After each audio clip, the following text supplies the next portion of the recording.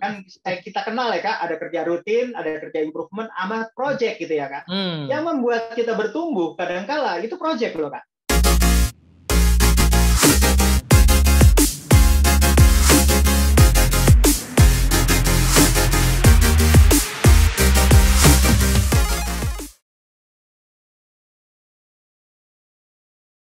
Oke, assalamualaikum warahmatullahi wabarakatuh. Waalaikumsalam warahmatullahi wabarakatuh. Welcome to Better Leader lagi Pak De. Iya, alhamdulillah nggak kerasa ya Kak. Terakhir kali kita bikin video udah di kantor ya, kita face to face ya. Sekarang kita coba lagi balik ya, supaya artinya nanti someday kita juga pasti akan ketemu lagi ya Kak. Bukan, ini gara-gara Pak D minggu-minggu kemarin udah sibuk banget ngajak di kantor. Minggu ini kayaknya pengen leyeh-leyeh dikit di rumah kayaknya ini. Enggak juga sih Kak, sama aja lah. Di kantor sama di rumah itu kan sama perannya gitu ya.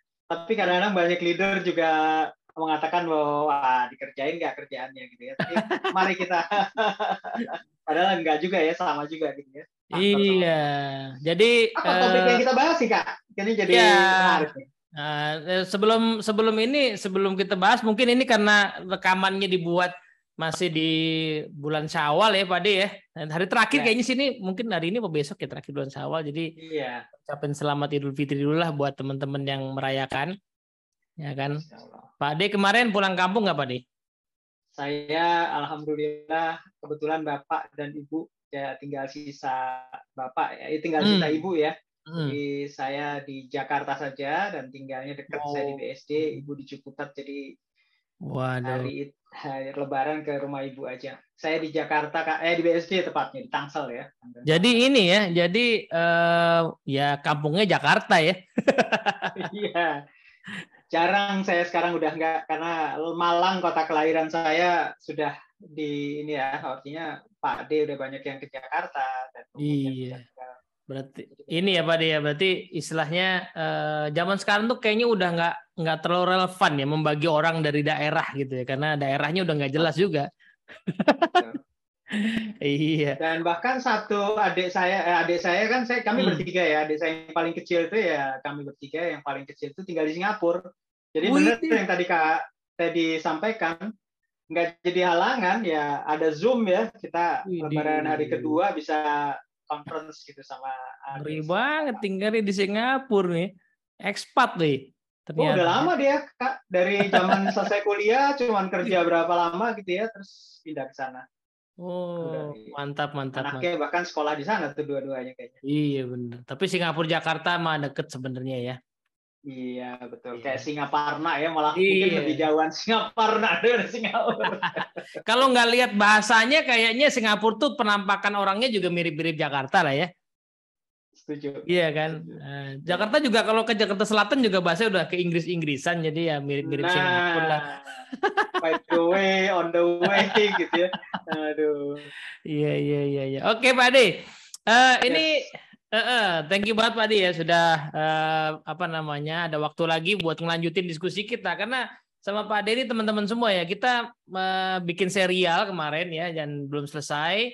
Jadi kalau teman-teman udah sempat nonton, mungkin sudah sempat kita bahas sebenarnya 4 peran kepemimpinan ya, 4 essential roles of leadership lah, kita mau bahas itu. Bukunya mungkin nggak ada kalau judulnya kayak gitu, tapi kalau mau baca bukunya yang mendekati itu, sebenarnya ada buku judulnya The Eight Habit ya Pak ya, The Eight Habit. Ya. Itu sambungannya Seven Habit gitu ya. Tapi sebenarnya itu adalah kebiasaan kepemimpinan atau 4 peran kepemimpinan itu. Jadi silahkan merefer ke sana, dan ngomong-ngomong dijual juga di Tokopedia-nya Dunamis ya. Jadi silahkan mampir ke situ. Nah, yang udah kita bahas apa aja kemarin tadi? Udah kita bahas. Jadi kita mulai dari roles pertama ya Kak. Jadi jiwanya kepemimpinan itu dari inspiring trust gitu ya Kak. Jadi kalau kita ingatkan ada karakter dan kompetensi. Nah nanti penting nih, karena kita kan mau bahas ke execute strategi ya. Karakter dan kepemimpinan karakter dan kompetensi kepemimpinan penting saat kita melakukan eksekusi. Karena disitulah fungsi kita sebagai leader nih kayak di atas panggung, lalu kemudian lampu disorot kemana-mana tuh ya, ke arah kita tentunya ya. Nah, kita sebagai pemimpin itu dari sisi membuktikan inspiring trust-nya, karakter kompetensi kita bisa dimumpuni apa enggak. Nah, yang kedua, setelah kita bicara tentang inspiring trust, mereka akan bertanya pada kita, saya sudah percaya sama Bapak sama Ibu nih, mau dibawa kemana nih organisasi kita. Kemarin kita beberapa waktu yang lalu ya sudah bahas tentang visi tim tentunya ya, yang selaras sama visi organisasi ya, lalu kemudian strategi, bagaimana mencapai visi tersebut, lalu kemudian pernyataan dari itu semua gitu ya, karena kan kalau kita ditanya sama atasan kita, apa ya, elevator speech ya, intinya gitu ya, kita di lantai 5 misalnya, atau ketemu sama atasan dari lantai dasar, nah kita bisa jawab gitu ya, dengan pernyataan strategi kita seperti apa. Yes. Lalu dari sana, nah ini Kak, sebelum kita melakukan proses execute strategi, kemarin ada six right ya yang kita bahas ya. Iya itu dia tuh, ada videonya kita bahas kemarin. Ada komentar nggak Kak tentang six right nih? Kenapa kok penting ya kalau menurut Kak Teddy kalau dari diskusi kita kemarin? Sebenarnya six right udah masuk bahasan eksekusi juga, tapi eksekusi kan ada 2 jenis ya. Kalau di dalam kita biasa ada 2 jenis. Ada eksekusi yang sifatnya itu stroke of the pen, maksudnya eksekusi yang butuhnya cuma tanda tangan dari yang berwenang. Itu kayak misalnya nih, ada strategi perusahaan kita menyasar pasar anak muda. Ya salah satunya berarti kita butuh untuk punya tim digital marketing ya. Nah, kita nggak punya IG, punya tim itu, oke, berarti kita akan rekrut 5 orang atau 10 orang misalnya. Itu kan pertama-tama butuh tanda tangan dari direksi kan. Ya kan, oke, eksekusi, tanda tangan, budgetnya sekian, bla bla bla bla. Nah, itu istilahnya adalah eksekusi yang stroke of the pen ya, butuhnya tanda tangan. Nah, tadi yang saya contohkan itu di area secret itu area people. Ya, kita udah punya orangnya belum, ya kan? Oke, kalau belum tanda tangan, bikin orangnya, ciptain orangnya gitu kan. Nah, tapi kalau kita lihat sebenarnya pada saat semua sudah ditandatangan, itu kan masalahnya nanti ya Pak ya, belum tentu langsung jalan ya.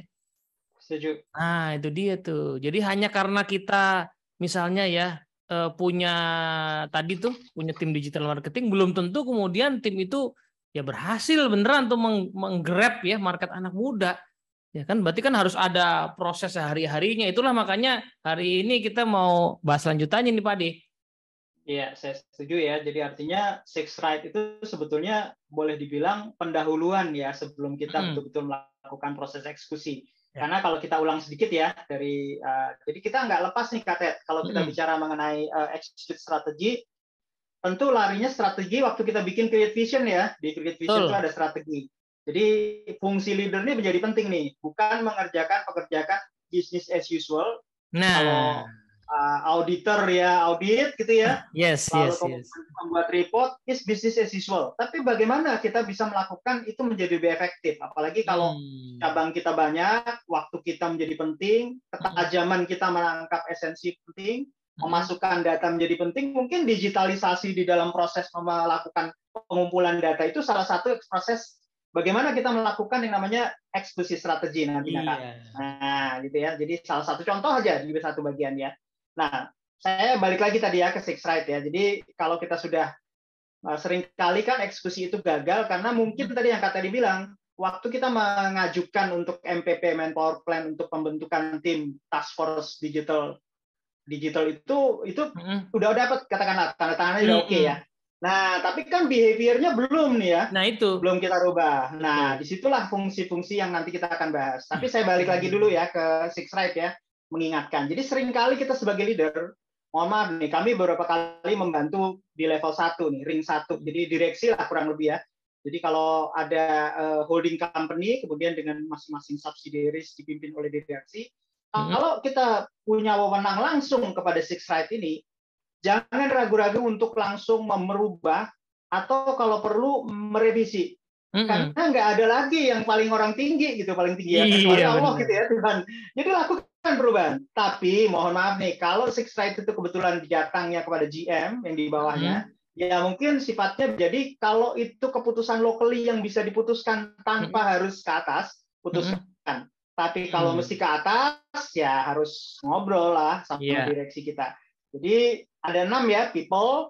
Kalau tadi terkait dengan digital marketing, tentu people-nya mau diapain gitu ya. Lalu kemudian structure-nya gitu ya, supaya lebih simple bagaimana. Lalu kemudian selalu kalau kita bicara mengenai reward, kaitkan dengan perilaku di people apa yang mau kita rubah. Yes. Nah, gitu ya. Lalu yang keempat adalah ya tentu saja segala sesuatunya ada implikasinya ya. Ada digital marketing, pasti ada teknologi di situ.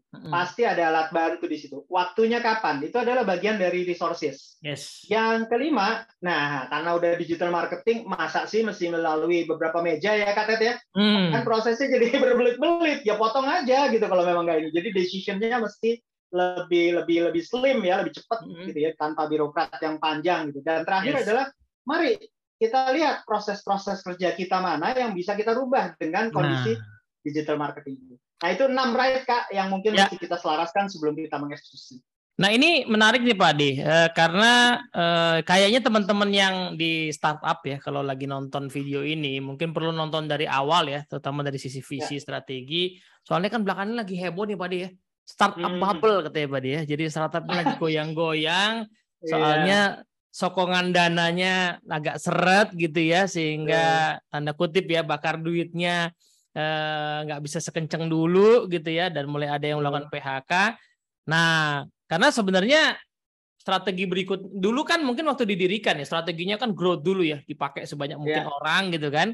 Tapi kan nggak bisa selamanya, pasti kan at the end of the day harus profit, harus kokoh ya, harus kembali kepada mungkin kaidah-kaidah bisnis konvensional ya, harus menghasilkan keuntungan begitu. Nah, ini kayaknya Pak De, kayaknya visi strateginya harus ada yang di-adjust ya dengan situasi ini kalau mereka mau survive. Dan otomatis sampai ke Six Right tadi harus ada alignment dari Six Right yang harus didesain ulang, ya kan, jumlah orang yang kita butuhkan jadi berapa, misalnya gitu ya, capability jadi berapa, termasuk apa arahnya ya, ukuran KPI kita, OKR kita juga nggak bisa sama dengan yang lalu karena unsur profitabilitas, efisiensi harus mulai masuk.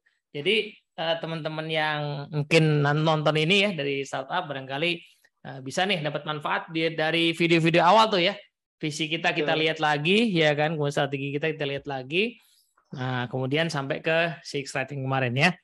Nah sekarang sedikit kali Kak, sambil diulas sedikit ya. Jadi strategi itu nanti bisa dilihat video yang kita lagi bahas strategi ya, karena seringkali strategi ini sesuatu yang terlupakan gitu ya, padahal dianggap bahwa alah kayak gini udah deh jalanin aja terus, padahal nanti kalau visinya nggak nyambung sama strategi, apalagi kalau misalnya visinya kok saya sekarang harus membangun kepercayaan ya, harus bottom line saya mesti bagus gitu ya. Nah, itu kan salah satu bagian strategi yang kita bahas ya, nanti bisa dilihat video. Nah, bottom line itu nggak lepas tentu saja dari kemampuan tim kita juga, balik kepada kepada pelanggan kita yang nomor satu. Nah, pelanggan kita dalam hal ini bisa stakeholder kita juga kan, atau memang yang menikmati dari user kita. Nah, nanti bisa dilihat di situ ya. Jadi balik dari sana, lalu kemudian kalau memang tuntutan dari stakeholder atau dari pelanggan ini berubah, mari kemampuan kita apa yang sudah bagus yang untuk kita pertahankan, kita perbaiki lagi tuh ya Kak ya, supaya kita ini, dan baru kemudian kita hubungkan, kok saya sekarang makin kesulitan ya, ini kok si para stakeholder ini mulai memikirkan apa ya, berpikir 2 kali untuk saya melakukan ini. Nah itu mari kita melihat kontekstual apa yang perlu kita sambungkan dengan itu. Nah dari 4 itu baru kita bicara bottom line. Nah itu mungkin saya refresh ya supaya teman-teman semangat, ngapain gue lihat strategi lagi, ternyata di situ panjang kalau kita bicara strategi. Gitu Kak. Benar. Siap, thank you Pak Ade. Nah, hari ini kita akan masuk ke bahasan disiplin eksekusi ya Pak Ade ya. Jadi kalau tadi Six Right itu stroke of the pen-nya ya, jadi eksekusi dari sisi kewenangan ya, kewenangan dari pemegang keputusan untuk oke, kita eksekusi, berarti kita beli sesuatu, kita invest sesuatu ya kan, dan segala macamnya. Nah, tadi ya, ada eksekusi yang lebih challenging sebenarnya yang namanya behavioral change. Jadi, eksekusi yang pasti membutuhkan perubahan perilaku. Ya, contoh yang tadi lah ya, ketika banyak organisasi tadi yang awal mulanya nggak ada tuh pemikiran untuk mikirin profit gitu ya. Yang penting ide baru aja terus ya, growth aja terus. Nah, itu sudah berlangsung 5-6 tahun misalnya sebagai perusahaan dan so far sokongan dananya masih aman. Terus tiba-tiba wah nggak bisa nih tahun ini kita mulai mikir profit nih, itu kan tidak sekedar ketok palu langsung jalan ya.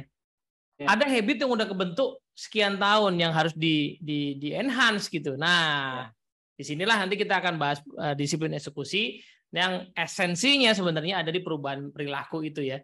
Nah kira-kira kalau Pak De mau kasih pengantar dulu Pak De, ini ada ilmu namanya apa Pak De? 4 disiplin eksekusi, 4 disiplin execution. Nah, tapi sebelum ke sana tadi menyinggung sedikit nih Kak.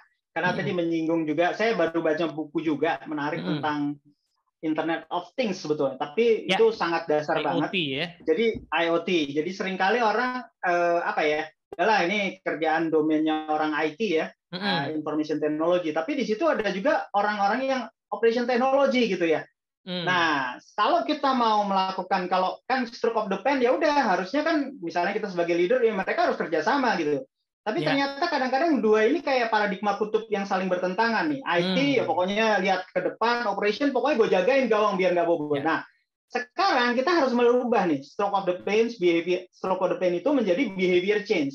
Kayaknya saya mesti kumpulin mereka saya sebagai leader harus kumpulin antara IT sama operation IT saya mesti kayak kumpulin. Gimana caranya?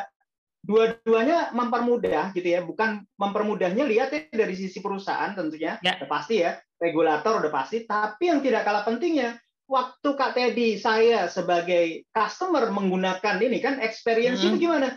Enak nih kayaknya ya beli ini, ternyata ada jualan buku nih, dia ngerti. Nah, hal tersebut kan perlu diakomodir oleh teman-teman IT pastinya ya, tapi orang operation juga keamanannya gimana nih? Dari sisi kita maupun dari sisi pelanggannya. Nah itu Kak mungkin salah satu mungkin kalau kita merubah behavior change-nya itu memang seperti itu gitu. Karena kalau rutin ya udah kerja sendiri-sendiri ini bisnis as usual. Tapi sekarang nggak bisa gitu kalau lihat pelanggan. Itu salah satu bentuk yang namanya behavior change yang mesti kita ubah kalau dari sisi.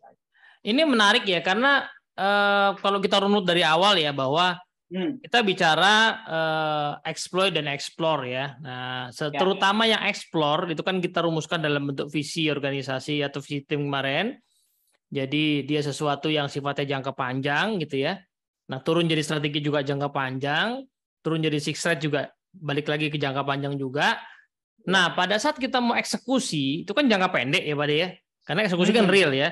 Jadi terhadap yang jangka tadi misalnya anggaplah kita mau masuk market anak muda usianya sekian, kan nggak langsung kejadian tahun ini. Kejadiannya kita perkirakan misalnya targetnya 5 tahun lagi kita nomor 1 di situ ya, di usia 25-35 tahun misalnya gitu ya, di industri kita.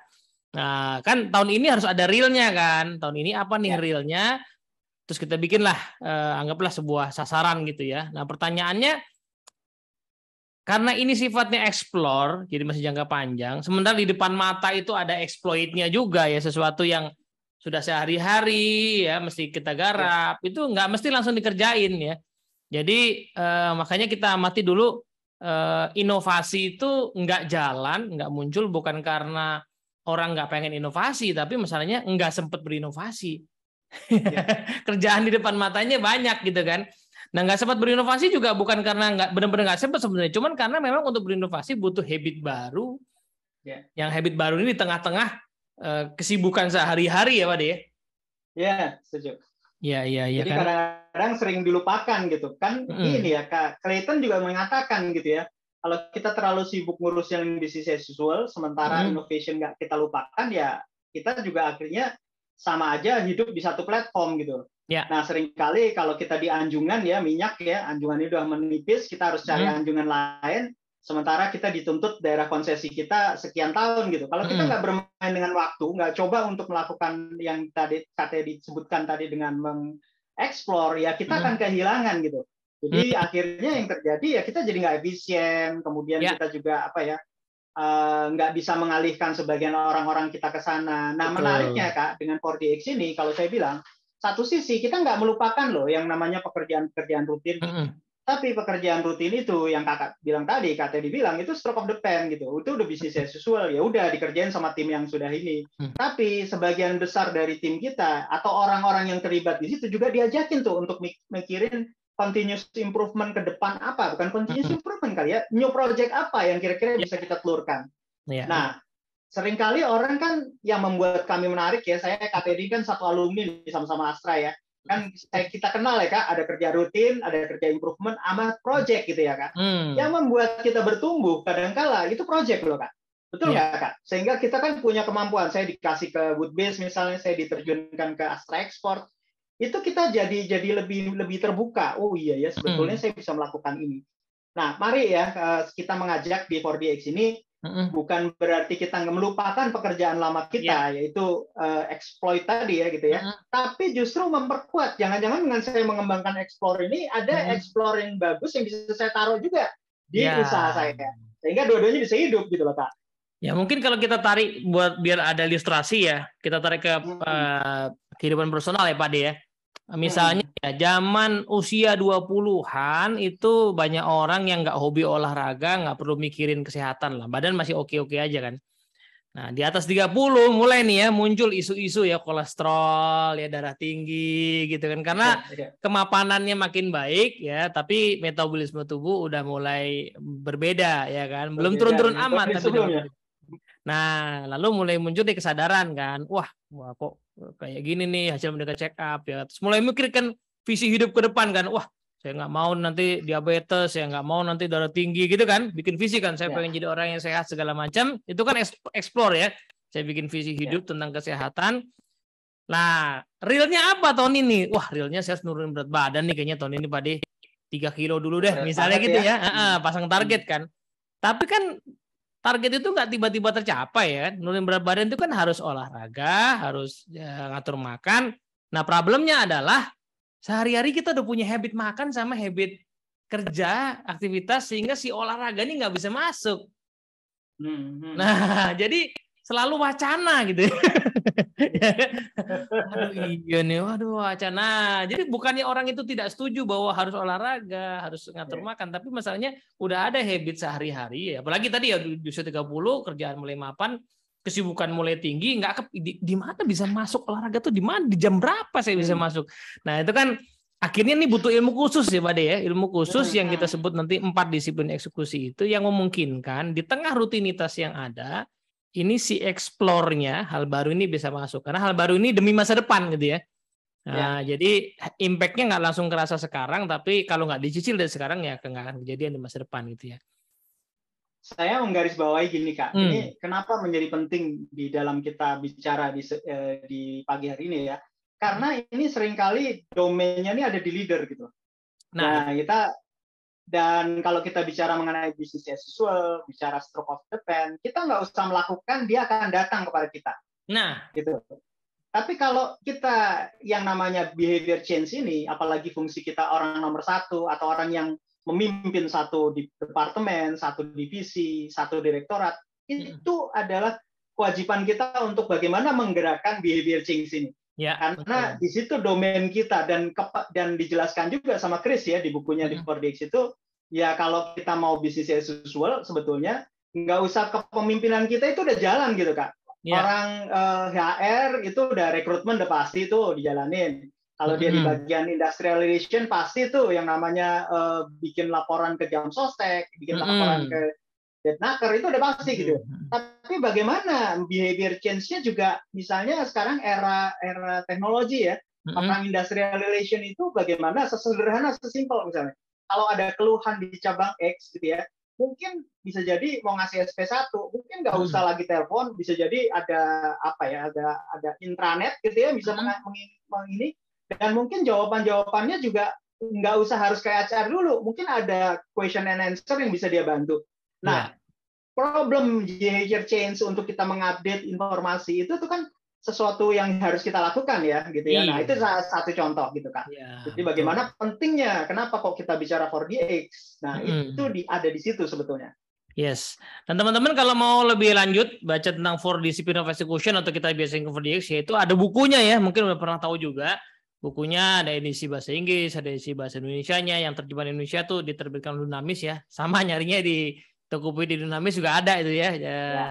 Nanti di edisi bahasa Inggrisnya udah terbit yang edisi kedua ya, edisi revisi. Yang Indonesia belum terbit sih yang revisi, tapi sedang dalam proses. Nanti kita akan terjemahkan juga. Ada banyak improvement di situ.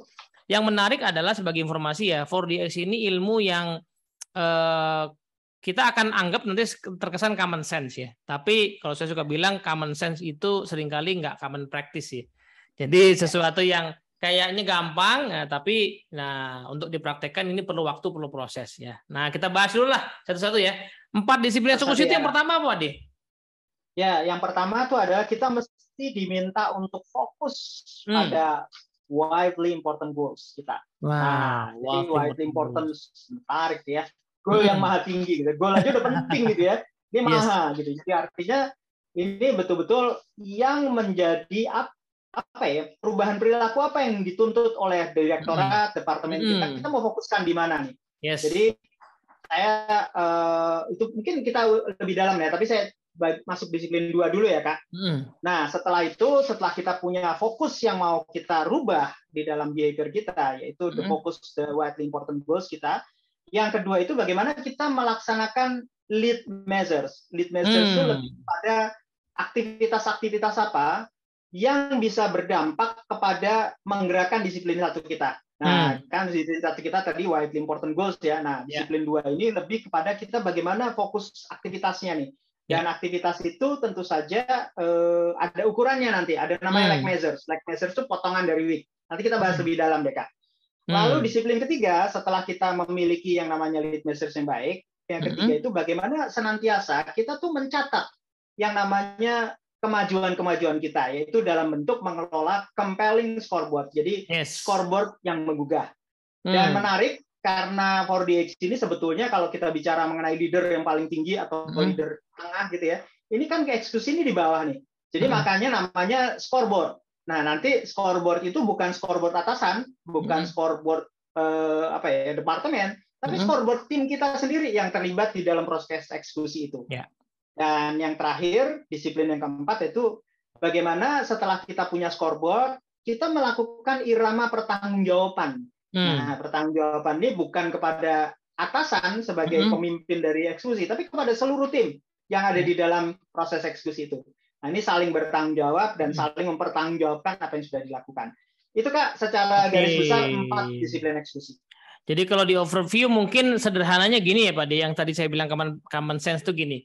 Untuk bisa mencapai sesuatu berarti targetnya harus ada apa yang mau dicapai ya. Nah, nanti kan kita kupas nih ya, tapi targetnya nggak sembarang target. Teman yang jelas targetnya harus ada. Setelah targetnya harus ada, berarti harus ada actionnya dong, ya kan? Harus ada actionnya yang mengarah kepada target. Nah, untuk memastikan actionnya berjalan harus dimonitor, ya kan? Makanya ada scoreboard tadi. Dan supaya monitoringnya itu menghasilkan tindakan yang makin mengarahkan ke tujuan, tentu harus ada pertanggungjawabannya ya. Karena kadang-kadang kalau nggak ada pertanggungjawabannya ya itu hanya sebanyak data aja lah ya, jadi sebuah data tapi nggak jadi action yang betul-betul mengarahkan ke tujuan. Jadi 4 hal itu ya, ada tujuannya, ada actionnya, dimonitor, kemudian ada pertanggungjawaban. Kayaknya common sense. Tapi pertanyaannya kalau common sense ya kenapa tidak semua organisasi bisa mempraktekkan kan gitu ya, atau tidak semua organisasi bisa mencapai hal-hal yang extraordinary. Nah, mari kita kupas satu-satu ya Pak De ya. Tadi Pak De menyebutkan soal disiplin 1 ya, yang disebut sebagai focus on the widely important goals ya. Nah, itu apa sih sebenarnya nih Pak De? Widely important goals ini apa nih? Baik. Widely important goals ini sebetulnya balik lagi kepada yang tadi Kak Teddy sampaikan di awal ya. Jadi sebetulnya behavior apa yang saat ini ada di dalam tim kita yang mau kita rubah gitu. Yang supaya apa? Supaya efektif, supaya artinya supaya mencapai apa yang jadi sasaran di create strategi kita gitu. Nah, itu yang perlu kita lakukan. Contoh misalnya kalau kita sederhana, sesimpel misalnya kalau kita masuk ke industri penerbangan dulu deh ya, sederhana gitu ya. Nah, kalau misalnya kita di salah satu maskapai ternyata tingkat keselamatan di dalam penumpangnya sudah oke gitu ya, kesadaran pilotnya, behavior pilot begitu menerbangkan pesawat, masuk simulator, latihan, certified, berangkat. Jadi itu udah jadi satu rutin tuh Kak tadi. Jadi kalau itu sudah jadi rutin, rasanya tanpa mengurangi tanpa mengurangi arti dari keselamatan. Berarti keselamatan sudah dalam proses yang disebut sebagai business as usual. Karena perilaku-perilakunya sudah muncul gitu loh. Kesadarannya, tingkat kemajuannya dalam bentuk scoreboard maupun dalam bentuk ini sudah dilakukan. Jadi itu tidak bisa dijadikan widely important goals. Nah, terus apa widely important goals? Nah, dalam situasi pandemi COVID baru pulih ini yang kita doakan mudah-mudahan jadi endemik ya, pandemik ya. Mungkin perlu kita meningkatkan revenue, Kak. Nah, revenue ini tentu saja ya pilot apa hubungannya sama ini. Nah, tapi pilot juga mesti lihat gitu kan, dia juga mengevaluasi ini barang-barangnya bagaimana sih ya, mungkin memberikan masukan, atau khususnya teman-teman yang di bagian ground handling ya, khusus yang bagian bagasi, kok kayaknya dengan jumlah penumpang yang masih segini, saya masih bisa deh menyisakan tempat kompartemen kita untuk misalnya katakanlah kepada pengiriman gitu, shipping di pesawat. Nah, itu adalah salah satu untuk meningkatkan revenue. Nah, behavior itu harus ditumbuhkan. Tentu saja kan orang kantor pusat nggak bisa tahu nih datanya kalau nggak di backup sama teman-teman di ini ya. Nah, itu yang terus juga perilakunya emang sih sering kayaknya mereka sih bawanya kelihatannya ke daftarnya, tapi sesungguhnya mereka kayaknya apa ya istilahnya last minute bawa banyak barang gitu. Nah, tapi mungkin bisa jadi nih kaitan sama bagian lain. Kayaknya perilakunya kalau kita misalnya contoh ya sederhana kalau di IT-nya makin canggih kan bisa diperkirakan nggak sih sebelum berangkat satu hari kalau dia bisa memperkirakan berapa muatannya gitu ya dan akan bawa apa itu kan mungkin bisa menghitung juga gitu. Nah, behavior itu kesadaran itu mungkin di masing-masing bagian harus ditimbulkan. Ya. Itu Kak kalau saya bilang yang bisa dibilang multi important goals ini gini karena semua company pasti udah punya target ya. Jadi nggak mungkin kita tuh tidak punya target kayaknya gitu Pak De ya. Cuman target itu ada yang memang kalau kita lihat dengan kapasitas tim yang ada sekarang kayaknya sih achieve lah ya. Nah, itu namanya target yang important ya, important goals ya, target yang business as usual tadi yang dikatakan Pak D. Ya. Nah, tapi demi kita tadi ya mencapai visi yang jangka panjang, pasti akan turunan dari visi strategi itu pasti ada target yang masih susah kita achieve. Ya kan sederhana lah misalnya di salah satu bank yang kita handle ya Pak De ya itu mengarah ke digitalisasi aplikasi perbankannya udah ada tuh ya tinggal diinstal di handphone tapi menariknya adalah kok susah banget bikin para nasabah kita mau nginstall aplikasi itu di handphone sehingga betul-betul kita bisa optimalkan susah banget ya. Nah maka padahal itu opportunity-nya gede tuh kalau nanti orang udah install udah terbiasa tuh opportunity-nya akan gede banget. Nah, kayaknya berarti ya kita mesti bikin jadi target khusus itu. Ya kan? Soalnya kalau dilihat-lihat tadi benar kata Pak De, dilihat-lihat salah satunya apa penyebabnya orang nggak pada install. Nah, orang kalau CS ketemu sama nasabah juga nggak pernah ngingetin, nggak pernah nawarin. Nah, ya pokoknya ngurusin aja padahal Bu, yang ini kan sebenarnya udah ada di aplikasi, Bu, nggak usah kesini lagi. Nggak pernah tuh kayak gitu, nggak ada habitnya. Ya kan? Nah, akhirnya mereka bilang, "Oke, berarti ya karena memang ini banknya asalnya dari konvensional ya bukan dari bank digital ya berarti kita mesti jadiin ini sebuah target yang sangat penting gitu ya yang memang masih challenge yang dicapai yaitu bagaimana seluruh nasabah kita itu akhirnya menggunakan aplikasi kita. Nah itu sangat menantang bagi mereka ya karena gapnya gede banget dan butuh perubahan habit ya dari nasabah maupun dari karyawannya. Itulah yang mereka katakan sebagai multi important goals. Di bank lain mungkin nggak perlu ya Pak De ya, apalagi bank karena udah milenial semua udah biasa gunain gitu kan. Bank udah dari lahirnya digital nggak perlu ya kan, tapi di bank ini jadi perlu. Nah, multi important goals seperti itu ya. Datangnya dari mana? Ya tentu saja berasal dari visi strategi jangka panjang itu ya. Betul, karena pengen ngidupin nggak cuma hanya sisi bank konvensionalnya, tapi digitalnya juga hidup gitu ya. Nah, tapi kalau kita singgung tadi, mungkin sebelum kita ngedukasi nasabah kita atau customer kita, lebih baik kita ngedukasi karyawan kita. Mungkin contoh sederhana saya pernah ngalamin di salah satu bank yang saya masukin di kantor ya, pengen merubah rekening payroll kita yang tadinya pakai katakanlah pakai bank lain, nah sekarang pakai bank kita gitu. Nah, lalu kemudian dengan menggunakan bank kita itu di situ udah disetting tuh. Jadi masuknya misalnya rekeningnya pakai nomor handphone kita. Jadi itu tanpa disadari kita ngelatih gitu. Karena saya yakin nggak usah nyuruh si customer service, nggak usah nyuruh orang marketing. Kita juga sebetulnya marketing loh. Nah kalau perilakunya itu dirubah dan semua karyawan juga paham, ya kita bisa jualan sama siapapun juga, sama KTD dan sebagainya sebagai nasabah kita. Itu salah satu contoh yang kita harus lakukan. Ya. Kalau dikaitkan sama misalnya biar agak paham ya sama pribadi tadi ya. Karena saya pengen hidup sehat visinya gitu ya. Dan kenyataannya masih ada gap ya di berat badan saya gitu ya. Nah, maka bagi saya ya saya harus bikin target multi important goals yang namanya menurunkan berat badan karena itu susah banget ya dan itu berhubungan dengan visi jangka panjang saya. Tapi bagi orang lain yang umurnya masih 25, badannya oke, dan mungkin dia udah punya habit olahraga, orangnya umur 25 tapi dia olahraga, maka berat badan nggak perlu jadi important goals dia gitu ya. Bagi saya ini masih perlu, karena dia sekali lagi terkait dengan visi hidup sehat tadi ya, ingin tuanya tetap sehat gitu kan. Nah, jadi disiplin satu mengajarkan kita untuk fokus pada yang multi important buat organisasi kita tuh apa gitu ya. Nanti pertanyaannya Pak De, kenapa ya kok kita mesti milih satu gitu misalnya goal di antara goal yang banyak gitu? Kok ini mesti dipisah, dispesialin, kenapa ya? Kak tadi kayaknya tahu deh ini apa, saya juga mau ngomong ke situ sebetulnya. Kayaknya udah baca pikiran saya. Iya. Oke. Jadi di buku itu ada juga ya, digambarkan di buku kita itu bahwa kekuatan fokus itu harus apa ya? Artinya kalau kita mau bicara excellence ya, bukan mau bicara tentang biasa-biasa aja gitu. Kalau biasa-biasa aja ya sayang gitu ya, kita gunakan 4DX gitu ya. Tapi kita mau luar biasa, extraordinary hasilnya. Jadi kekuatan fokus di penelitian di buku itu mengatakan, jadi kalau kita punya sasaran 1 sampai 3, kemungkinan kita bisa mencapai sasaran itu dengan sangat baik, ya excellence ya, itu adalah 1 sampai 3 kan. Ya. Jadi Chris di bukunya itu, Chris McKinsey dan tim menyatakan seperti itu. Lalu kalau kita punya 4 sampai 10 fokus yang mau kita capai gitu ya, itu kemungkinan besar hanya tercapai 1 sampai 2. Jadi makin turun gitu ya. Jadi hukumnya makin turun. Nah, kalau di atas itu 11 sampai 20, kemungkinan besar itu akan 0 gitu ya. Yang excellence ya 0. Tapi dijelaskan 0 itu apa gitu. Emang nggak kerja gue, jadi nganggap leha-leha aja. Enggak. Ternyata 0 itu disampaikan oleh Chris, satu yang menariknya. Kalau kita pemimpin, nggak butuh kita. Gitu loh.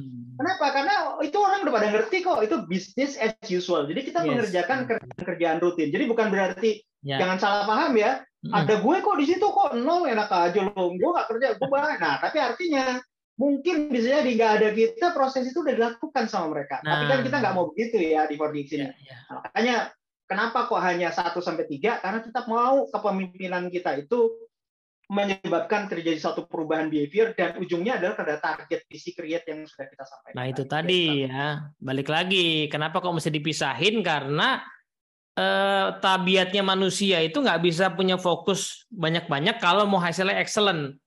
Nah si goal yang sangat menantang ini tadi itu kan butuh effort lebih ya kan, buat biar bisa beneran jadi ya. Sama lah kayak istilah kata kalau ini apa dia, kalau orang berkeluarga, punya anak ya, anak pertama itu kan butuh effort lebih lah ya, membangun habit segala macam ya. Bayangin orang yang langsung punya anak kembar 3 itu, pasti struggle hidupnya itu ya. Karena dia baru pertama kali punya anak tapi langsung 3 gitu kan. Nah, karena kenyataannya manusia itu diciptakan begitu ya, tabiatnya itu nggak bisa terlalu banyak fokus. Kalau terlalu banyak tadi misalnya 4 sampai 10, ternyata yang mungkin kelar sih, tapi nggak excellent, biasa aja gitu ya. Nah, jadi kalau kita lihat mungkin kita sering kemana-mana ya, makan di restoran gitu ya, kayaknya fancy restorannya, makannya biasa aja sih, nggak spesial, nggak pengen kesana lagi gitu misalnya ya. Tapi ada restoran tertentu yang wah ini sih extraordinary nih gitu. Nah, yang kita maksud dengan fokus tadi adalah fokus supaya hasilnya extraordinary atau excellent. Nah itu nggak bisa jumlahnya tidak banyak. Dalam satu kurun waktu tertentu hanya 1 sampai 3 gitu ya, goal yang seperti itu. Jadi jangan semua goal dijadiin multi important goals ya. Fokus aja, karena kenyataannya itu kita pengen excellent. Kalau banyak gimana? Ya mungkin selesai, tapi nggak excellent ya. Sesuai aja gitu hasilnya. Oke. Jadi gini lah Kak, sebetulnya boleh nggak sih 4 gitu ya? Ini mirip sama kita kalau pernah ngajar berdua ya Kak, kalau ngajarin anak teens ya, kan ngajarin anak teens itu kan nggak pernah kita ngomong begini ya, atau ketemu kita ceritain bisa main handphone mereka ya. Nah di situ kan kita belajar tentang bagaimana membuat multi important goals dengan main balon ya Kak. Kalau nggak salah ya, kita pakai juggling gitu ya balonnya. Nah dikasih balon 1, kita sih masih ketawa-ketawa gitu ya, ngobrol santai. Dikasih 2, tangannya udah mulai begini ya Kak ya. Nah gitu ya. Dikasih 3 masih bisa gitu ya, kayak tinggi yang ini masih bisa. Tapi dikasih 4 udah mulai pasti ada yang lewat. Iya benar. Pasti ada yang lewat. Nah seperti itulah analogi sesederhana, sesimpelnya. Jadi artinya bukan berarti nggak boleh. Terus pertanyaannya gimana kalau dari 3 ini udah selesai? Buang jadi pekerjaan rutin lagi ya Kak ya. Karena behavior-nya udah dicari lagi 1. Jadi lama-lama kan bisa 4 tuh jadinya kan tadi ya. Nah, tapi jangan empat-empatnya ditaruh jadi satu, karena kita nggak akan bisa kerja. Dan menariknya, Kak, ini sebagai pemimpin, 4DX ini adalah team game, permainan game. Nah, kebayang kalau satu orang dikasih tim game banyak banget. Jadi misalnya nanti kita bisa bicara ya, satu widely important goals itu waktu kita ngomongin disiplin 2 itu bisa jadi satu atau bisa jadi 2 kegiatannya. Nah, kebayang kalau timnya semua ngerjainnya ada 3 aja, 6 udah ya. Kebayang kalau itu gitu 8. Nah, jadi ini kenapa kok Chris juga menggarisbawahi dan tim 4DX bahwa jangan banyak-banyak, fokuskan pada satu. Bahkan kita ngajarinnya kalau awal satu ya, Kak, nggak lebih dari 3, ya. Satu. Karena balik lagi tadi di organisasi yang udah matang ya, terutama ya, terus tadi mau explore, mau berinovasi, kan bisnis as usual-nya juga udah banyak. Itu semua ada targetnya, ada KPI-nya. Itu kan harus dijalanin ya supaya warungnya tetap buka gitu kan. Jadi yang explore-nya satu aja gitu loh. Apa sih yang langkah pertama ini gitu ya. Oke, baik. Nah, sekarang disiplin 2 nih Pak De ya. Bunyinya adalah act on the lead measure dalam bahasa Inggrisnya ya, atau melaksanakan menjalankan namanya lead measure. Nah, ini gimana nih Pak De? Nah, di lead measures ini sebetulnya ini menarik nih Kak. Jadi lead measures ini kan sebetulnya harus memberikan dampak aktivitas ini kepada yang sudah jadi fokus kita ya, widely important goals tadi ya. Nah, di sini kita bicara ada 2 sebetulnya yang kita lakukan di sini. Untuk pengukurannya ya, katakan bahwa lead measures atau aktivitas ini berhasil. Satu dari ukurannya, satu ada lead measures itu sendiri yang berupa aktivitas apa yang bisa menggerakkan week-nya. Tapi week itu kan panjang gitu ya Kak ya, masih setahun atau masih 6 bulan kalau proyeknya. Makanya ada ukuran potongan tiap minggunya gitu ya. Atau kalau kita mengevaluasi tiap hari itu ada potongannya namanya lag Kak. Ya, lagging. Nah, lag measures. Nah, itu. Jadi ukuran keberhasilan waktu kita membuat aktivitas itu nanti dilihat dari 2. Yaitu satu aktivitasnya yang bisa menggerakkan kepada fokus kita tadi, yaitu widely important goals, sama aktivitas yang sudah kita lakukan setiap minggunya itu mampu nggak sih menggerakkan setiap minggunya lag-nya itu kemajuannya. Nah, itu yang jadi dua indikator inilah menentukan keberhasilan. Kenapa saya katakan gitu? Karena seringkali aktivitas yang saya lakukan, tapi nggak memberikan dampak kepada lag-nya. Berarti aktivitasnya mari kita coba pelajari. Tapi jangan cepat-cepat ganti. Coba lihat, kok kayaknya cuma si Deki aja. KTD bisa, si B bisa, si C. Berarti bukan masalahnya bukan salah di lead measures-nya. Bisa jadi salahnya yang harus kita bantu sebagai leader kepada si Deki-nya, bukan kepada si lead measures-nya. Tapi kalau kita udah lakuin gitu ya, measures ini, aktivitas ini udah saya lakukan, merubah perilaku. Tapi kenyataannya kok nggak ini ya, apa namanya, nggak bisa ya, dan nggak bisanya semua. Nah, kalau nggak bisa semua, coba kita lihat pelan-pelan aktivitas kualitas yang dilakukan bener nggak? Ya. Jadi misalnya kalau mengunjungi nasabah gitu ya, misalnya kalau kita punya pipeline-nya itu apakah yang sudah diperbaharui atau pipeline-nya mengulang-ulang aja? Ya, kalau pipeline masih ngulang-ulang aja ya bisa jadi ya komitmennya yang harus kita perbaiki, bukan salah ininya gitu. Jadi ada beberapa faktor ya sebelum kita menyalahkan bahwa lead-nya ganti dan sebagainya. Itu mungkin Kak. Ini poin bagus nih ya. Tadi Pak De mengatakan bahwa lead measure itu adalah aktivitas untuk mencapai goal. Tapi teman-teman jangan buru-buru ya. Oh iya saya tahu aktivitas ya. Jangan buru-buru ke sana dulu ya, karena ini agak counterintuitif nih yang dimaksud dengan lead measure nih. Jadi logiknya mungkin begini Pak De ya, karena goal yang kita pilih jadi widely important ini goal yang gap-nya masih tinggi, sesuatu yang sifatnya explore, maka pasti dia butuh tindakan yang juga masih baru bagi tim kita. Dia nggak mungkin tindakan yang udah lama. Ini nggak mungkin tindakan yang tim kita udah jalankan. Ya sederhana lah ya, karena menurunin berat badan itu sesuatu yang baru buat saya, maka nggak mungkin yang namanya tindakan yang mau saya lakukan dalam rangka mencapai goal ini adalah sesuatu yang saya udah punya. Nggak mungkin. Pasti sesuatu yang baru, yang saya belum jadi habit. Mungkin saya tahu tapi belum saya kerjain. Misalnya yang sederhana lah. Oh harus ada olahraga rutin. Oh iya bener, selama ini saya nggak pernah olahraga rutin. Oh berarti ini kemungkinan nih ada lead measure. Tapi misalnya nih, saya olahraga udah rutin dan lumayan loh, 1/2 jam tiap hari jogging. Tapi berat badan nggak turun-turun. Berarti lead measure saya nggak mungkin olahraga. Misalnya apa? Oh, ngatur pola makan, dietnya. Oh iya bener ya, saya nggak pernah ngatur pola makan, makan ngasal. Jadi meskipun olahraga, berat badannya nggak turun-turun. Jadi trikinya di situ ya Pak De ya. Trikinya si lead measure ini pasti habit yang juga sifatnya explore, habit yang sifatnya baru ya. Tadi Pak De menyebutkan soal pipeline ya, di perbankan tuh banyak ya. timnya udah rutin kok visit dan segala macam, kenapa nggak achieve? Ternyata misalnya kalau diteliti ya perbedaan antara yang achieve dan yang tidak, perbedaan perilakunya bukan di disiplin dalam prospectingnya, tetapi yang achievement-nya bagus itu dia melakukan proses qualifying lebih bagus ya. Jadi data itu dia selusurin dulu, dia pilah-pilah dulu ya, dia cari mana yang behavior ini yang tidak ada di semua orang, jadi ini pasti new habit dan mungkin ini yang namanya lead manager. Jadi milih lead manager juga hati-hati ya Pak, dia harus diteropong dulu gitu ya.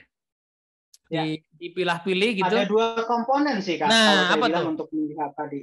Yang satu itu kan harus prediktif ya. Diprediktif itu bisa mengarahkan pada tujuan kita gitu ya. Tentu saja pada what important kita ya. Itu bisa diprediksi. Yang kedua, yang tidak kalah pentingnya di samping tadi prediktif itu bisa dipengaruhi. Dipengaruhi karena tadi saya singgung ini pengaruhi kepada tim ya. Nah, ini bisa dipengaruhi oleh tim gitu. Nah, itu dua komponen yang kita lakukan, yang harus kita potret gitu. Kalau bisa diprediktif tapi nggak bisa dipengaruhi oleh tim ya jangan dijabuk. Itu bukan lead manager, berarti individu aja. Tapi kalau bisa dipengaruhi oleh tim tapi bisa tidak diprediktif, bisa menggerakkan week kita ya jangan dilakukan karena udah pasti itu nggak akan berdampak. Jadi dua poin gitu. Satu adalah diprediktif bisa menggerakkan leg kita. Yang kedua bisa dipengaruhi oleh tim kita. Sehingga ujung akhirnya adalah aktivitas itu layak untuk dijadikan lead manager. Itu mungkin tadi sebagai nanti tinggal ya dari mana sih kita tahu ini prediktif apa enggak. Nah caranya bisa macam-macam ya Pak De ya. Kita bisa aja tadi tuh neliti tuh, di tim saya mana yang achieve enggak, mana sih yang bedanya behaviornya apa. Atau kita mungkin bisa aja benchmark ya sama organisasi lain, tim lain ya. Apa sih perilaku mereka yang belum kita lakukan ya. Kemudian bisa juga ya kalau misalnya nggak nemu ya kita eksperimen ya, tapi yang jelas dia pasti new behavior, new habits ini. Dia tidak mungkin habit yang lama yang sudah ada gitu ya. Dan di dalam kita menentukan lead managers ini mungkin Pareto menjadi bagian penting juga ya Kak Teddy ya. Jadi kenapa kok kita gunakan 20-80 ya? 20 itu artinya dengan 20% kita melakukan aktivitas itu bisa menghasilkan result 80%. Ya, kenapa? Karena ini sudah diprediksi akan merubah perilaku dan perilaku tim kita gitu ya. Nah, terus 80% ini untuk apa? 80% itu untuk ngerjain bisnis as usual. Karena kita bilang kalau diistilahkan di sini namanya whirlwind Kak. Ya. Di whirlwind. Jadi itu untuk ngerjain bisnis as usual. Jadi jangan habiskan waktunya di 100% ngurusin bisnis as usual tapi kita nggak punya inisiatif baru atau merubah perilaku. Tapi juga jangan 100 atau 50% digunakan untuk hanya lead managers karena nanti nggak akan dapat waktu. Loh, kamu kan tugasnya ngaudit, kamu mesti datang dong, audit itu udah nggak iya gitu. Tapi improvement apa, kemudian dengan teknologi apa yang bisa kita bantu untuk melakukan itu kan itu bagian dari lead managers ya. Jadi tadi kalau balik ya Kak, untuk kita dapetin 20 itu ada beberapa yang bisa kita lakukan sumber aktivitasnya 80-20 Kak. Satu, kalau Kak Teddy tadi sampaikan adalah kita udah punya standard of excellence-nya gitu ya. Kalau kita mau melakukan menangani handling customer gitu ya, kalau misalnya contohnya kita di industri manufacturing, berapa lama kita bisa merakit, itu kan ada waktunya gitu ya. Nah, itu bisa kita ukur, the standard of excellence-nya. Lalu kemudian penanganan customer berapa lama, itu juga ada standard of excellence. Lalu kemudian kok kayaknya saya perlu ningkatin gitu ya, nggak sekedar hanya standard of excellence, saya perlu benchmarking gitu ya. Baik kepada industri sejenis maupun cross industry kan sekarang dimungkinkan ya kalau kita mau belajar cross industry. Nah, itu lakukan benchmarking untuk dapat 80 sama 20. Pertanyaannya sekarang, masalahnya sekarang belum pernah nih Mas Diki, ini baru satu-satunya di Indonesia nih dilakukan. Ya udah, kalau kayak gitu pakai imajinasi kita dulu gitu ya. Tapi imajinasi sekarang kan nggak artinya bodong gitu ya kalau ya. Imajinasinya bisa googling gitu ya, bisa jangan-jangan ada gitu yang mirip. Gitu. Itu Kak ada 3 yang bisa kita lakukan untuk dapetin lead managers tadi aktivitasnya. Ya, nanti kalau udah ketemu yang namanya lead managernya, jumlahnya biasanya nggak banyak juga ya, 1-2, seringkali 1 ya Pak De ya, 1-2 activity aja. Jadi kalau pas kita eksplorasi sama tim kita lead managernya banyak, ketemu 5-10, harus diseleksi itu ya, karena nggak mungkin itu semua dikerjain langsung ya, dan nggak mungkin semua itu berdampak signifikan, pasti hanya 1 atau 2 aja ya, kayak tadi lah ya, orang mau situasi berat badannya kayak apapun, ya cuma 2 yang bikin bisa turun ya. Kalau nggak soal olahraga, ngatur makan, that's it lah. Jurusnya namanya apapun ya. Olahraganya bisa variatif, tapi cuma 2 itu sebenarnya ya. Nah, oke, sekarang Pak Ade. Disiplin yang ketiga katanya bunyinya adalah keep a compelling scoreboard ya Pak Ade ya. Atau mengelola scoreboard, papan skor yang compelling, yang menarik. Ini gimana nih maksudnya Pak Ade? Jadi gini Kak, kan seringkali ya apa ya, yang bikin frustrasi kita itu, kita udah kerjaan aktivitas gitu ya, kita udah melakukan ini dan tim bersama kok gitu, tapi pencatatannya nggak ada gitu, atau bahkan mungkin pencatatannya tersebar di masing-masing tim kita gitu. Nah, keep on compelling scoreboard ini, scoreboard yang menggugah ini bukan scoreboard atasan, tapi ini scoreboard yang terlibat di dalam proses eksekusi itu gitu loh. Nah, terus kalau saya leader nomor 1 nih Kak, direksi, gimana? Ya kita mesti mendorong kepada bawah gitu ya, turun ke bawah melihat dibuat nggak scoreboardnya, dijalanin nggak sesuai kaidah. Kalau misalnya, ya kita bisa juga melakukan gini, saya pernah lihat satu scoreboard, kemudian dimasukkan di situ, kemajuan industri seperti ini, nggak salah dengan itu, tapi itu nggak artinya buat tim untuk apa ya gitu ya. Nah itu mungkin nanti bisa jadi untuk dashboardnya atasan, bukan untuk di scoreboard itu. Nah kalau scoreboard itu betul-betul menggugah. Jadi dia tahu dalam bilangan sekian menit gitu ya, atau sekian detik gitu, 3 detik ya, dia bisa lihat nih, kok tim gue bisa menang ya, kok tim gue bisa kalah ya.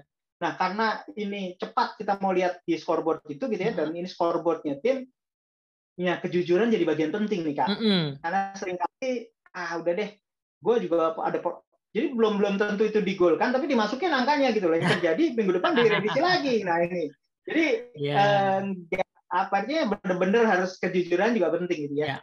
Jadi seringkali ini yang menjadi bagian yang penting ya, selalu kita ingatkan, berapapun angkanya itu menjadi penting. Karena di scoreboard ini, karena scoreboard tim, misalnya gini, Kak Teddy sama saya sama satu orang, misalnya si B gitu ya, kemudian kita punya atasan, saya lagi drop nih gitu ya, lalu kemudian kasih yang bagus apa kasih yang jelek ya. Minggu depan sih gua 2 minggu lagi gua prospek bagus-bagus nih. Ya kalau kita jujur ya kasih aja angkanya gitu ya. Begitu kasih angkanya, kita dilihat sama tim kita. Ini lu kenapa gitu deh, gini. Nah, bisa jadi karena kita sudah bicara mengenai inspiring trust, kita udah punya create vision, makanya eksekusi strategi ini taruh bagian ketiga nih. Nah, tim kita bukan malah membuli kita, justru membantu. Nah, ini tugas atasan bagaimana mencoba ini, bahwa ada satu timnya yang perlu dibantu, kita bisa lakukan.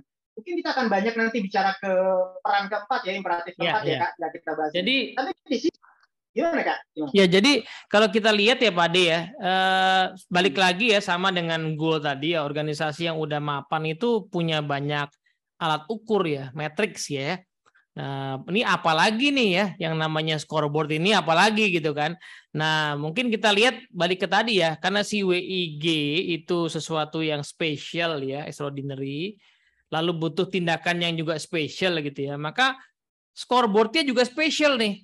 Ya kan, scoreboardnya juga spesial, tidak seperti metrik-metrik yang lain, karena yang harus diukur adalah 2 hal tadi, hasil sama behaviornya, perilakunya. Ya kan, kenapa? Ya karena ini habit baru gitu ya. Saya itu kadang-kadang tadi yang ngerasa, wah udah olahraga ngos-ngosan Pak deh.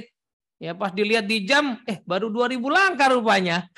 Jadi, oh ya pantes ini belum ada hasilnya. Karena ternyata saya baru 2000 langkah gitu kan. Nah, ketika saya mengukur tadi langkah kaki tadi kan, pelan-pelan saya menyadari bahwa oh iya baru 2000, tambah lagi deh target saya ke 5000 misalnya gitu ya. Lama-lama kan saya akhirnya terbentuk habitnya. Kalau saya nggak pakai ukuran itu, maka saya ngerasa wah dong ngos-ngosan nih cukup lah. Udah istirahat dulu gitu, makan bubur ayam deh ya kan. Padahal ya sebenarnya belum ada dampaknya gitu kan. Nah, atau yang tadi tuh ya, saya punya habit terkait dengan ngatur pola makan gitu ya. Udah nggak makan nasi sih Pak De, 3 kali sehari.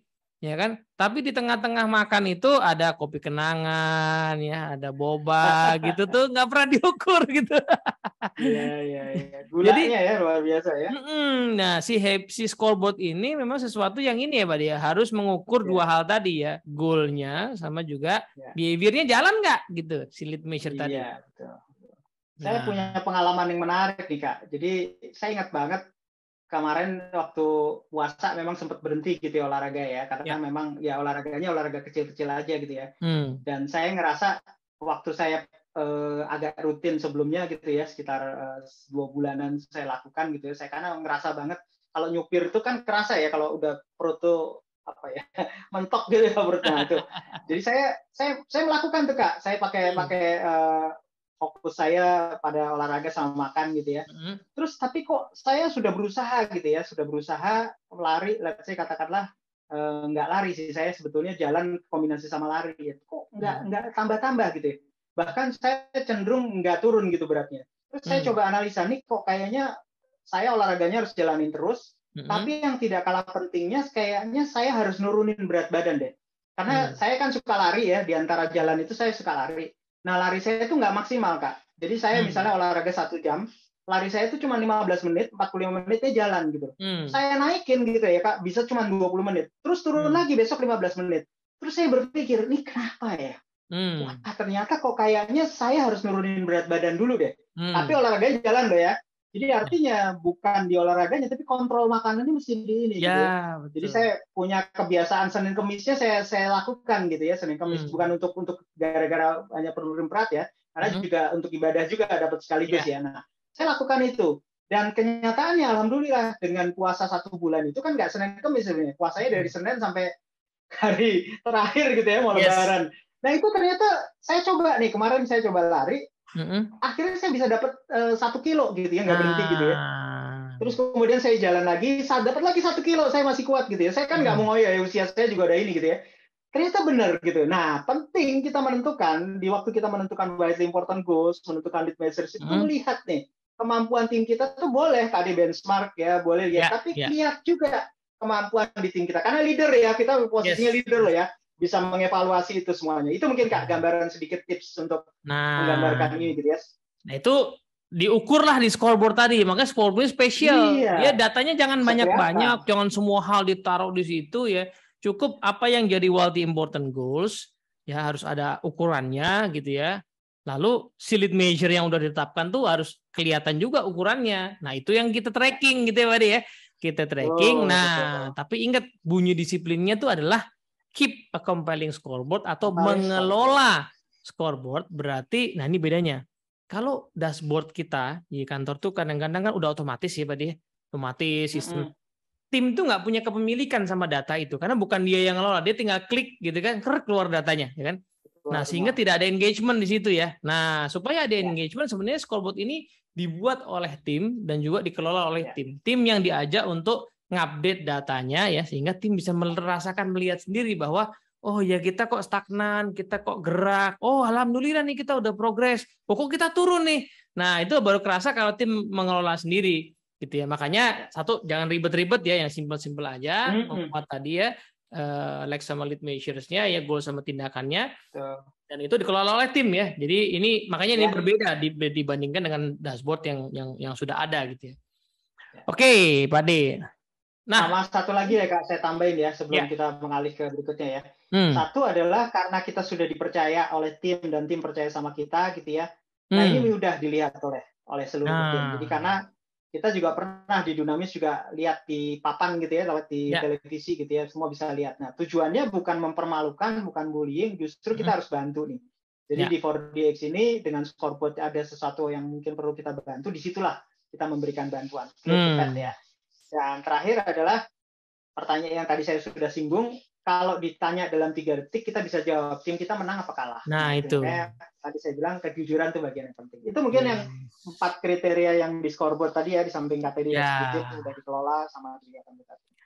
Nah terakhir balik lagi kan kadang-kadang datanya ada ya sama lah kayak kita mau olahraga tadi ya, data di jam ini udah ada gitu ya, tapi kalau nggak pernah dilihat datanya ya kan nggak bikin semangat ya. Di handphone juga ada aplikasi-aplikasi olahraga, tapi kalau nggak pernah rutin dilihat, dievaluasi kan nggak pernah semangat ya. Nah proses eksekusi ternyata butuh momen-momen untuk evaluasi, untuk diskusi ya Pak Ade ya. Itu yang disebut dengan namanya create a cadence of accountability ya dalam bahasa Inggrisnya, atau menciptakan irama akuntabilitas. Nah gimana tuh Pak Ade? Jadi yang Kak Teddy bilang tadi benar banget. Jadi satu itu adalah kita sudah punya fokus yang mau kita tuju. Dua, aktivitas untuk mencapai fokus. Tiga, dimasukin tuh yang sudah kemajuannya, yang sudah kita lakukan aktivitasnya. Nah, itu disebut sebagai menciptakan permainan itu bisa dimenangkan tuh Kak. Nah, tapi artinya menciptakan aja kan nggak cukup ya.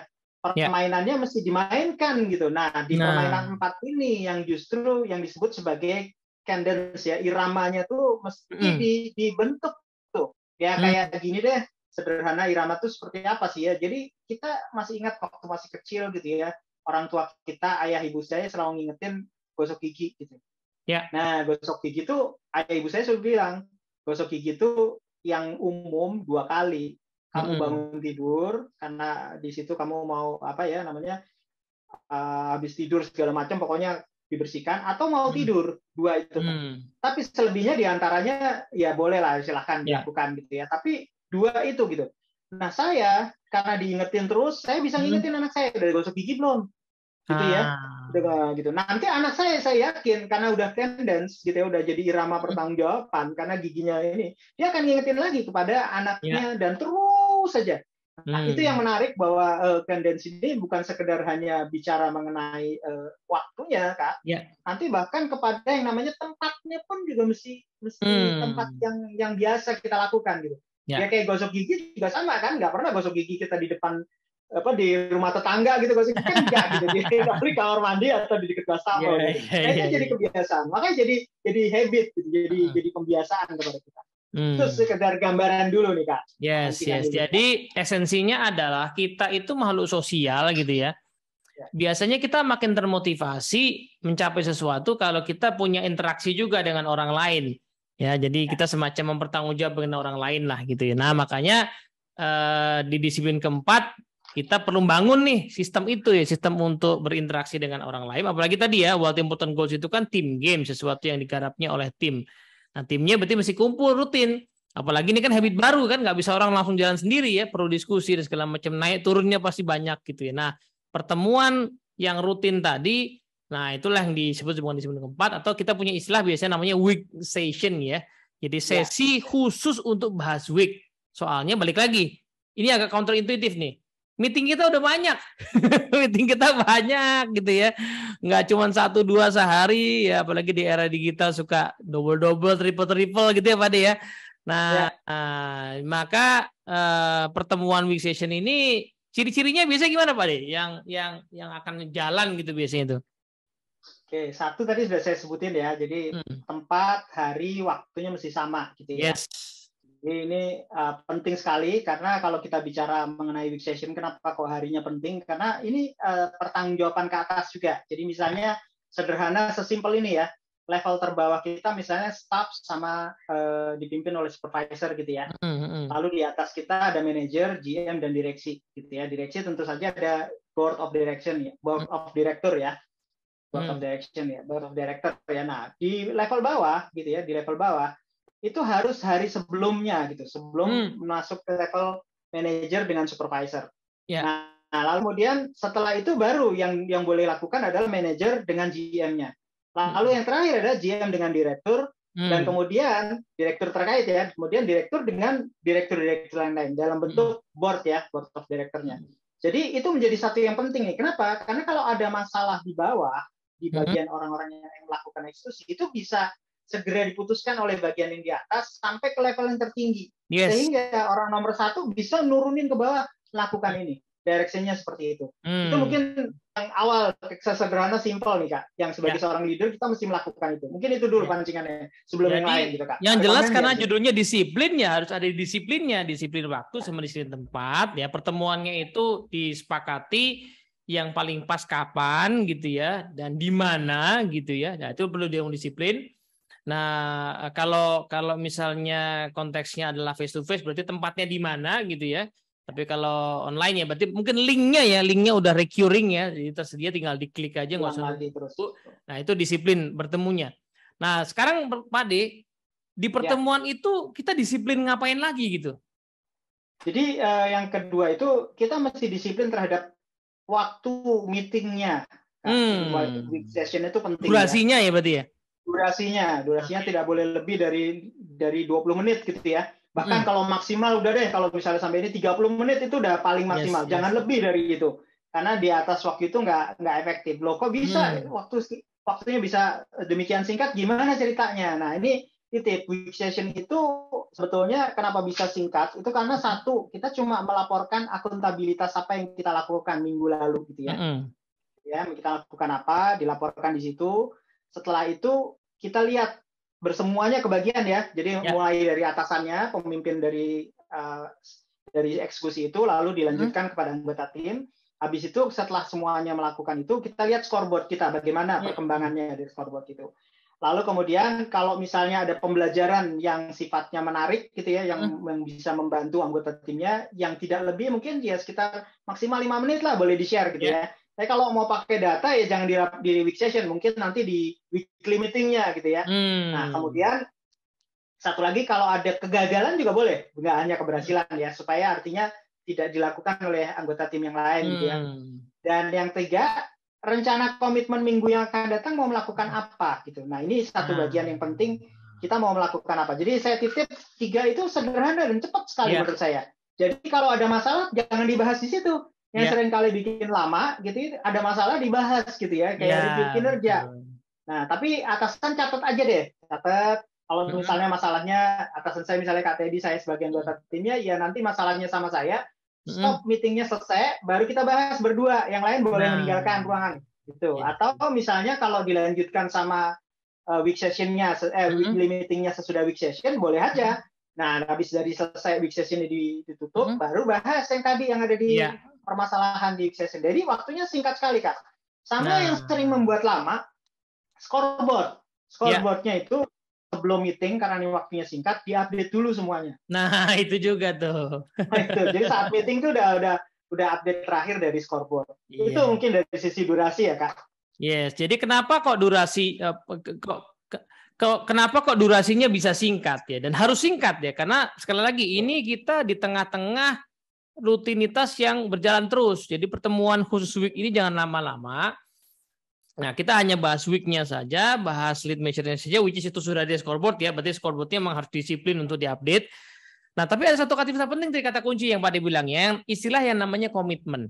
Nah, komitmen ini adalah aktivitas real di minggu itu untuk mendorong kepada progres dari week gitu ya Pak De ya, progres dari scoreboard ya Pak De ya. Jadi misalnya kalau kita lihat tadi contohnya lead measure-nya adalah saya mau istilahnya bukan ini ya. Tadi timnya sudah punya habit untuk bisa visit misalnya, tapi yang belum adalah lead measure-nya qualifying ya, mengkualifikasi pipeline-nya misalnya gitu kan. Nah, pertanyaannya di minggu ini itu saya mau kerjain qualifying itu di hari apa tepatnya di tengah kesibukan saya. Oh iya juga ya. Oke, berarti saya lihat jadwal yang paling make sense adalah di hari Senin sore, kayak gitu ya, untuk minggu depan. Nah, itu saya jadikan komitmen ya Pak De ya. Saya jadikan komitmen, saya bilang sama tim saya, tim, nanti untuk minggu depan, qualifying saya akan saya kerjakan di hari Senin jam 4 sampai jam 5. Nah, itu yang kita sebut sebagai komitmen, janji kita kepada tim. Nah, janji itulah yang nanti dilaporkan di week session gitu Pak De ya. Kemarin kan saya janji komitmennya ini udah jalan apa belum ya. Kalau berjalan gimana dampaknya kepada scoreboard, ada kemajuan apa enggak. Kalau enggak jalan penyebabnya apa, lalu pembelajarannya apa. Lalu habis itu kita lihat scoreboardnya, tadi Pak dibilang ada pembelajarannya, lalu dijadikan komitmen. Lalu minggu depannya saya bikin komitmen apa lagi. Jadi pembicaranya memang hanya di seputar item itu aja ya. Komitmennya apa yang bergerak kepada, mendorong kepada scoreboard gitu ya Pak Di. Ya betul. Dan di komitmen itu yang perlu digarisbawahi sebagai leader, terkadang anggota tim kita sabaran, kita tanya, mau melakukan apa nih? 1 atau 2 hal yang kalau kamu lakukan di minggu ini bisa menggerakkan scoreboard gitu ya. Nah, kadang kita udah tahu sebetulnya, karena kita juga pernah jadi sales kok, kita udah tahu gitu. Kita kalau nggak hati-hati cenderungnya ngasih tahu Kak Teddy. Nah memberitahu itu menyebabkan anggota tim kita nggak engage sama dia. Ya udahlah, Bapak yang ngasih tahu, apa yang jalanin lah. Tugas kita betul tadi, pertanyaannya harus pancing gitu ya. Kayak 1 atau 2 hal apa yang kalau kamu lakukan di minggu ini pipeline-mu itu nggak sekedar hanya kamu kunjungan itu nggak sekedar kunjungan, tapi bermanfaat berpotensi untuk menghasilkan sebuah kinerja gitu. Itu apa yang kamu lakukan? Nah itu. Jadi kita harus ngegali nih. Jadi jangan kemudian ya udah kalau kayak gini kamu datang aja ke ini, nanti saya kasih rekomendasi. Itu kita yang nganin.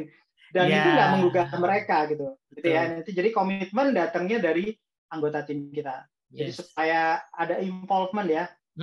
Gitu ya, supaya mereka terlibat di situ. Nah, itu poin penting ya Pak De. Komitmen itu kan namanya janji ya. Janji itu ya powerful kalau diucapkan oleh orang yang memberi janji gitu ya. Nah, maka kalau si leadernya yang mengarahkan janji ya mungkin dia ucapkan tapi tidak sungguh-sungguh lah ya. Nah, menarik juga bahwa terus kalau gitu peran leader apa dong kalau dia nggali timnya buat itu ya. Peran leader adalah proses yang ada istilahnya namanya clear the path ya Pak De, membukakan jalan. Ya, jadi seperti apa tuh Pak De kira-kira komitmen dari leader itu harusnya yang kualitasnya kayak gimana gitu? Baik. Nah, ini penting ya karena 4DX ini apalagi kalau posisi kita cukup tinggi ya. Nah, terus kayaknya saya tuh jauh banget Pak, yang bagian eksekusi itu kan di level staff gitu. Saya levelnya udah GM bahkan direksi nih. Ya apa yang kita lakukan? Nah, tadi menjadi menarik Kak. Kenapa kok waktu itu menjadi penting gitu ya? Waktu ini menjadi penting. Nah, kalau sederhananya gini deh, kalau levelnya GM misalnya yang minta bantuan itu seorang staff kita di bawah nih gitu ya. Nah, masalah itu kan akan naik nih, Pak. Saya tuh punya prospek besar nih, Pak. Kita bisa goalkan 3T, Pak. Tapi ini saya harus ketemu sama orang nomor satunya di ini, pejabat setingkat eselon 1 nih, Pak. Dan kayaknya saya nggak bisa nih, Pak, kalau saya harus ini. Apalah saya lah, Pak, gitu ya. Jadi naiklah mereka ke supervisornya. Nah, supervisor juga minta bantuan ke manajer. Manajernya juga, waduh, ini kayaknya saya mesti ngomong nih sama GM saya gitu lah, dan naik ke atas, kemudian nanti di rapat board diputusin, ya udah tim pro-nya lu bukain jalan buat dia. Tapi nanti kalau ada sampai katakanlah number one direksi BUMN-nya itu muncul, saya akan bantu kamu untuk ini. Jadi direksi kita akan turun bersama direktur. Tapi kalau levelnya masih ini, kita bantu Anda. Di situ namanya clear the path. Yes. Penting tadi saya bilang adalah satu, diatur waktu week session-nya sehingga berjenjang ke atas.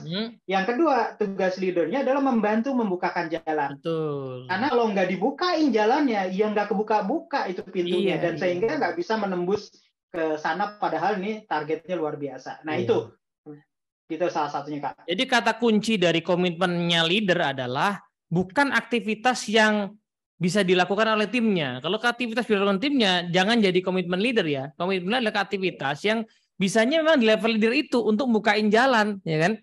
Ya kan, misalnya kayak tadi tuh ya, oh iya tim saya mau meeting, itu komitmennya dia mau meeting. Tapi pas meeting itu, wah meetingnya sama level yang selevelan saya nih. Berarti komitmen saya adalah gimana nih, nanti saya mungkin buka jalan supaya mulus ya, habis itu baru tim saya yang kondak. Tapi saya harus hadir dan saya harus komit gitu supaya jalannya bisa kebuka. Kalau saya nggak bikin komitmen clear the path kayak gitu, meskipun tim saya mengerjakan belum tentu nembus ya kan, belum tentu kualitasnya bagus gitu ya. Nah di sisi lain clear the path juga bukan hanya dilakukan leader, tapi juga bisa dilakukan oleh sesama ya Pak De ya. Bentuk clear the path adalah kita mungkin misalnya bantu tim kita untuk ngajarin sesuatu ke selevel kita gitu ya. Dan itu nanti leader bisa istilahnya bisa melihat peluang itulah ya, bahwa oh ternyata ini sebenarnya si A ini, si Anto ini bisa belajar sama si Budi. Nah si Budi bisa nanti bikin komitmen untuk clear the path terhadap si Anto misalnya gitu ya. Tapi di level kita yang jelas kita sebagai leader ya tergantung levelnya ya. Tadi harus bisa membuat komitmen yang memang kualitasnya ya wewenangnya ada di situ. Nah, gitu kira-kira teman-teman ya. Ini agak kelihatan mudah tapi sebenarnya prakteknya butuh effort ya Pak De. Terutama di fokus satunya mesti tajam banget. Gitu ya. Karena seringkali kalau tidak hati-hati kita terjebak memasukkan semua KPI ke dalam target kita. Ya tadi yang saya bilang, akhirnya yang terjadi ya nggak nol, zero. Zero itu artinya bukannya apa-apa, jadi kerjaan rutin aja yang dikerjakan. Ya, tapi bukan memberikan dampak yang besar. Penting untuk menentukan di awalnya, sehingga yang keduanya berkaitan, tiganya juga dilakukan, 4 apalagi gitu ya. Meetingnya dan bantuannya perlu dilakukan di situ. Itu mungkin Kak yang perlu kita sama-sama diskusikan dengan 4DX ini. Gitu. Nah, kalau udah kayak gini kan kelihatan ya teman-teman ya, proses disiplin ini jelas butuh peran kepemimpinan yang lain ya. Kita nggak bisa milih world important goals kalau kita nggak punya visi sama strategi yang jelas. Ya, fokusnya nggak akan jelas karena semua hal bisa jadiin goal, ya kan? Masalahnya goal mana yang paling penting yang sesuai sama visi strategi. Nah, di sisi lain proses kita tadi tuh ya, ngajak tim kita untuk ketemu rutin, kemudian kita ngajakin untuk accountability, itu hanya akan jadi beban kalau mereka nggak trust sama kita ya Pak De ya. Inspired trust itu yang peran pertama. Nah, kita hanya akan dianggap sebagai mandor tuh ya. Nih tiap minggu kita dipelototin ya kan. Nah, itu kan butuh trust sama kita sehingga mereka kemudian menjalani minggu ke minggu itu dengan keterlibatan yang tinggi gitu ya. Nah, nanti Pak De, habis ini kita mau jadwalin lagi Pak De ya. Bagaimana ada peran yang keempat ya, yaitu ketika dalam proses eksekusi gitu ya, kita lihat tim kita kok kayaknya isunya bukan di disiplin, isunya memang di kapabilitas ya. Memang dia perlu di-upgrade. Nah, nanti ada peran kita untuk bisa meng-upgrade ya potensi tim kita yang namanya coach potensial gitu Pak De ya. Betul. Oke, sip. Jadi kasih gambaran pancingan sedikit supaya menarik ya Kak. Nah, di coach potensial ini seringkali kita tuh memberitahu direction. Nah, kalau direction itu memang cepat sifatnya, tapi nggak sustain gitu ya. Nah, kan nggak pekerjaan kita kan nggak cuma hanya yang ini aja gitu ya, satu aja, tapi kan kerjaan kita akan terus berlanjut ya. Nah, coach potensial itu terutama coaching itu ngebantu kita untuk melakukan itu. Yes. Ya, jadi dan satu lagi mungkin supaya menarik juga ya, kalau kita bicara kurva normal gitu ya kan, yang performance bagus itu pasti sebelah kanan gitu ya, sedikit gitu ya. Yang tengah-tengah itu performance-nya yang cukup gitu ya, yang sedang-sedang di tengah. Nah, yang kecil itu, yang jelek-jelek itu, yang sedikit juga seperti yang hebat-hebat tadi gitu ya. Nah, tugas kita dengan coach potensial itu sebetulnya ngedorong yang kecil itu, yang sedikit itu ke tengah, yang di tengah itu yang banyak populasinya itu didorong lebih hebat lagi. Yang hebat itu the next leader berikutnya gitu. Nah, itu yang jadi kan jadi menarik gitu ya. Oh, ini ngembangin orang. Yes, it's about bagaimana kita develop orang. Kira-kira gitu Kak tadi. Siap, thank you Pak De. Nanti kita jadwalin untuk pertemuan berikutnya. Teman-teman selamat menikmati dulu yang ini. Dan kalau tadi ngerasa belum nonton yang sebelumnya atau lupa-lupa, nikmatin aja. Dan boleh disebarin ke timnya, ya, ke bosnya, ke teman-teman di organisasinya ya. Moga-moga manfaat ya. Kita ketemu lagi di video berikutnya. Thank you Pak De. Assalamualaikum warahmatullahi wabarakatuh. Assalamualaikum warahmatullahi wabarakatuh Kak Dery. Sehat.